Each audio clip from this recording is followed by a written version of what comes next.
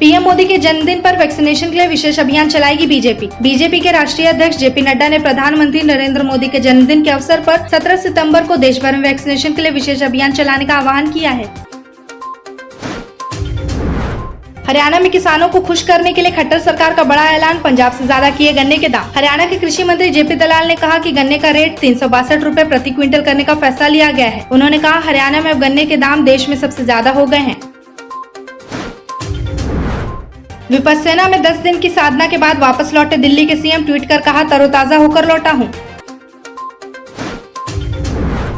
BJP की प्रियंका टिब्रेवाल देंगी ममता को चुनौती, भवानीपुर सीट से लड़ेंगी चुनाव। ममता बनर्जी शुक्रवार को भवानीपुर विधानसभा क्षेत्र में उपचुनाव के लिए अपना नामांकन दाखिल कर चुकी हैं। पिछले हफ्ते चुनाव आयोग ने 30 सितंबर को पश्चिम बंगाल की 3 विधानसभा सीटों भवानीपुर, जंगीपुर और शमशेरगंज में उपचुनाव कराने की घोषणा की थी।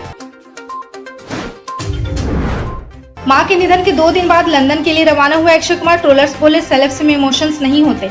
रिपोर्ट की माने तो सोमवार को अक्षय कुमार फिल्म की शूटिंग बीच में छोड़ मुंबई वापस लौटे थे। वो सिंड्रेला की शूटिंग कर रहे थे। मां अरुणा भाटिया मुंबई के हिरनदानी अस्पताल के आईसीयू में भर्ती थी। अब शुक्रवार को अक्षय कुमार की कलीना एयरपोर्ट से कुछ फोटोज वायरल हुई थी। मां के निधन के 2 दिन बाद अक्षय लंदन वापस चले गए। इस दौरान उनके साथ परिवार भी नजर आया।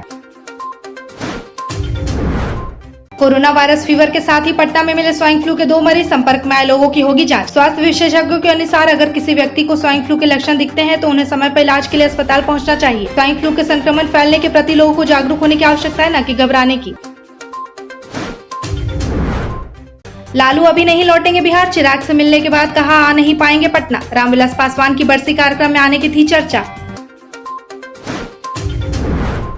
तीसरी लहर की आशंका के बीच पीएम मोदी ने की समीक्षा बैठक, राज्यों को दवाओं के बफर स्टॉक का निर्देश। पिछले महीने केंद्र सरकार द्वारा गठित एक पैनल ने अपनी नई रिपोर्ट में चेतावनी दी थी कि कोरोना की तीसरी लहर अक्टूबर के आसपास चरम पर हो सकती है। पीएम मोदी ने आज की बैठक में राज्यों को दवा का बफर स्टॉक रखने को कहा है। पीएम मोदी 14 सितंबर को करेंगे डिफेंस कॉरिडोर का उद्घाटन। सतीश महाना ने कहा है कि प्रधानमंत्री नरेंद्र मोदी 14 सितंबर को 2000 करोड़ से ज्यादा के निवेश के साथ डिफेंस कॉरिडोर का उद्घाटन करेंगे। किसानों के मसले पर राहुल प्रियंका हमलावर, लेकिन 2 सालों से खाली है किसान सेल का अध्यक्ष पद। किसान कांग्रेस के उपाध्यक्ष सुरेंद्र सोलंकी ने अध्यक्ष की अनुपस्थिति में प्रदर्शन और आंदोलन में काम किया, लेकिन उन्होंने भी पार्टी आलाकमान को बता दिया है कि उन्हें अध्यक्ष या कार्यकारी अध्यक्ष बनाया जाए, वरना काम करना मुश्किल होगा।